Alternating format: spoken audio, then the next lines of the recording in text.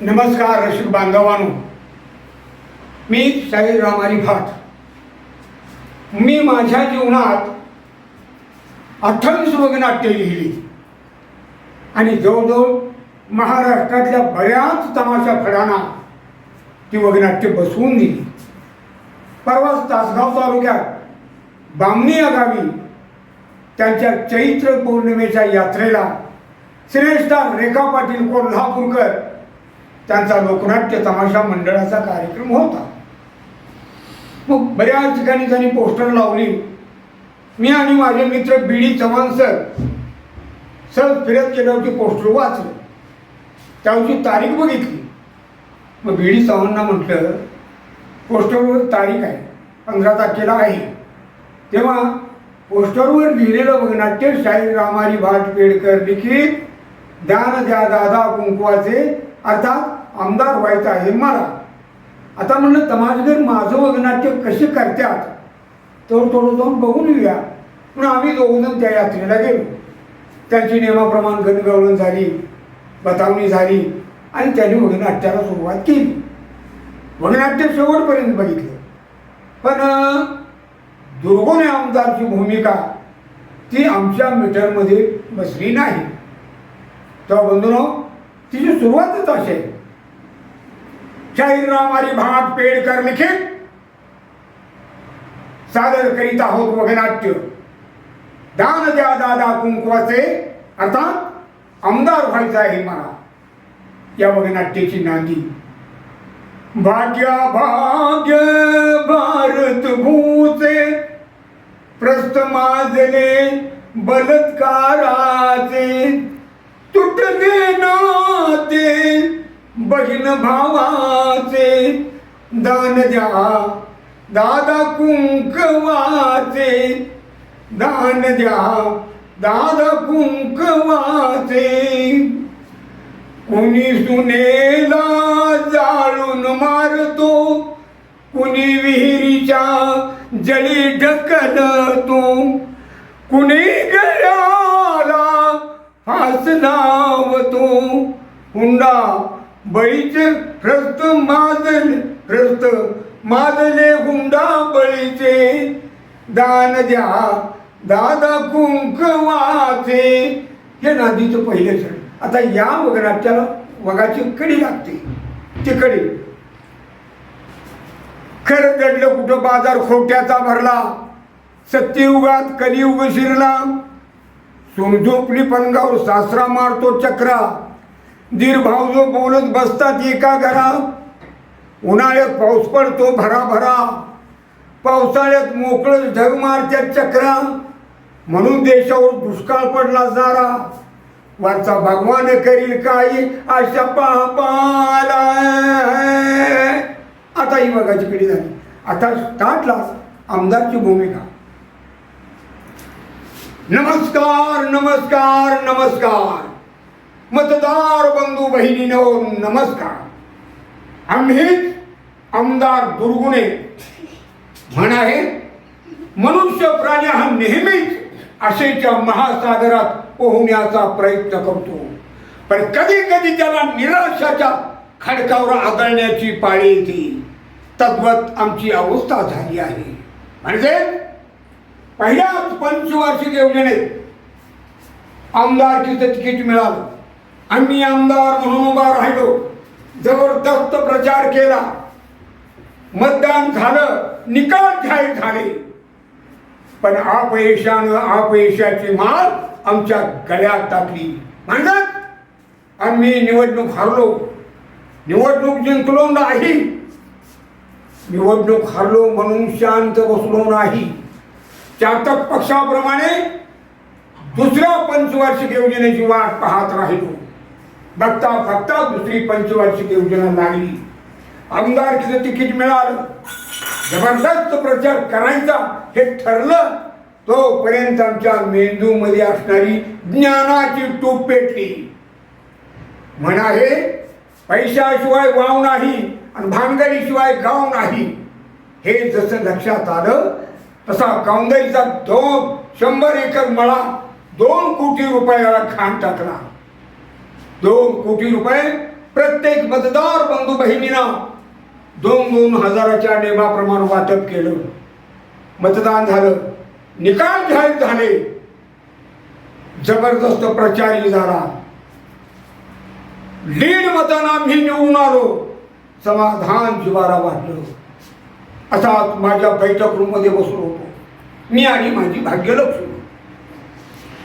2 कोटी रुपये मतदानासाठी या निवडणुकीसाठी गेले, पण हे वसूल करायचे कशा हा महत्वाचा प्रश्न आमच्या मनाला भेडसा होत होता. विचार केला आणि पहिलं जिल्ह्यातलं पोलीस खातं आपल्या हातात घेतलं. पोलीस खात्याच्या जीवावर जिल्ह्यात 25 दारूच्या फट्ट्या काढल्या. बॅरलनं दारू गाळायला सुरुवात झाली. अवघ्या 2 वर्षाच्या सत्तेत 7 कोटी रुपये तिजोरीत टाकून आरामशीर बसलो. वारे पट्ट्या. मला एक पहिल्यापासून सवय, मी TV9चा TV वरचा कुठलाही चॅनल बघत नाही, फक्त TV9 म्हणजे बातमी. TV9 लावून मी आणि माझी भाग्यलक्ष्मी बसलो, बातम्या ऐकत राहिलो. बघता बघता नरेंद्र मोदीनं भाषण केलं. नरेंद्र मोदीनं नोटाबंदीचा कायदा काढला 8 वाजता, बरोबर 8 वाजता. नोटाबंदीचा कायदा काढल्याबरोबर आमच्यासारख्या श्रीमंतांच्या ठेवणावरचे बाळ उभा राहिले. आता 7 कोटी तिजोरीत असणारा काळा पैसा हा पांढरा करायचा कसा हा विचार करायला लागलो. विचार केला आणि 25 बकरी कापून स्पेशल बिर्याणीचं जेवण वाड्यात केलं. 1000 बँकेत खाते असणाऱ्या खातेदारांना पाचारण केलं आणि प्रत्येकाच्या नावे प्रत्येकाच्या खात्यावर 7-8 लाख रुपये टाकले. अवघ्या एका दिवसात 7 कोटी रुपये काळे पांढरे करून घेतले. म्हणजे मोदीला तू फसविला म्हणायचं. मोदीला शांतपणे कोणी बोलायचं नाही, शांतता. असा बसलो, आता विचार करत बसलो. आता माझी जीवनशैली पहिल्यापासून चालत आली. थोडक्यात सांगतो. लहानपणापासून आडनाव आमचं दुर्गुणे आणि वागणं मी टारगट होतो.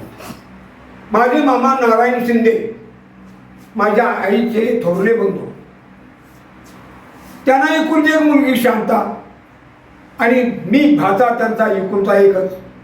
मामाने विचार केला, माझा भाचा गर्भ श्रीमंत आहे, तेव्हा माझी मुलगी त्याला देऊन 2 लाख रुपये हुंडा देऊन दोन्ही बाजूनं लग्नाचा खर्च करून लग्न करून द्यायचं. नियमाप्रमाणे मामाने माझं लग्न करून दिलं. 6 महिने सुखात संसार चालला. पण आमचं मन जावं तोडलेल्या रेड्यासारखं, लगाम तोडलेल्या घोड्यासारखं.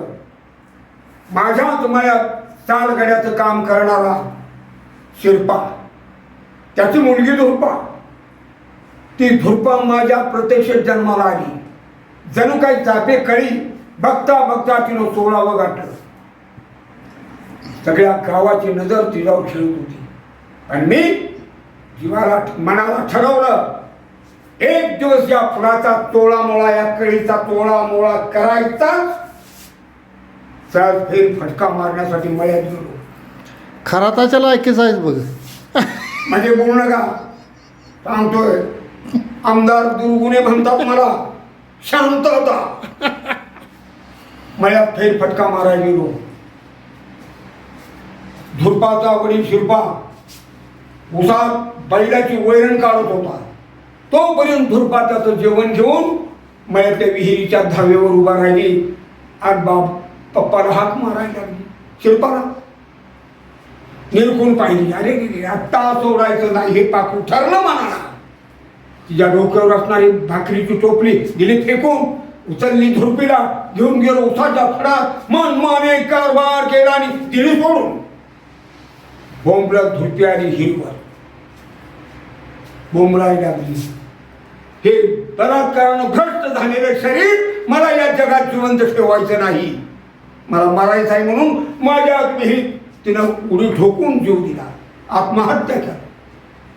तोपर्यंत तिची किंकाळी ऐकून शिरपा धावत पडत आला. विहिरीत बघतोय वाकून तर मुलीचं प्रेत आले परमेश्वरा, एकुलती एक मुलगी, माझा मुलगा आणि मुलगी एकच आहे, माझ्या मुलीनं जीव दिला, मी तर जगून काय करू. म्हणून त्या शिल्पानं बैलाचं घेतलं दावं आणि विहिरीवर असणाऱ्या वडाच्या झाडाला गळफास लावून आत्महत्या केली. पोरगी विहिरीत पडून मेली आणि हा फास लावून मेला.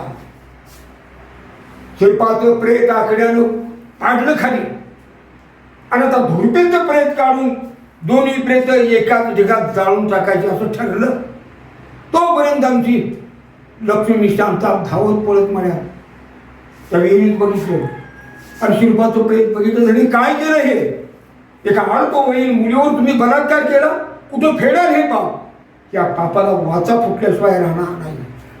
डोक्यात लगेच आलं, ही बायको नाही, ही जाहिरात आहे, सगळ्या गावात बूम करणार. म्हणून बायकोला एक गवताच्या भिंड्यासारखी आवळून कचून आवळली आणि तिने विहिरीत टाकू.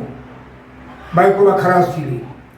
बायकोचं प्रेत काढलं, धुरपीचं प्रेत काढलं आणि शिल्पाचं प्रेत, तिन्ही प्रेत एकाच लाकडाच्या ढगात घालून जाळून टाकली. पोलीस खात्याचं तोंड उघडण्या अगोदर बंद केलं. असा हा प्रतापी आमदार दुर्गुणे. तुला आमदार केला कोणी?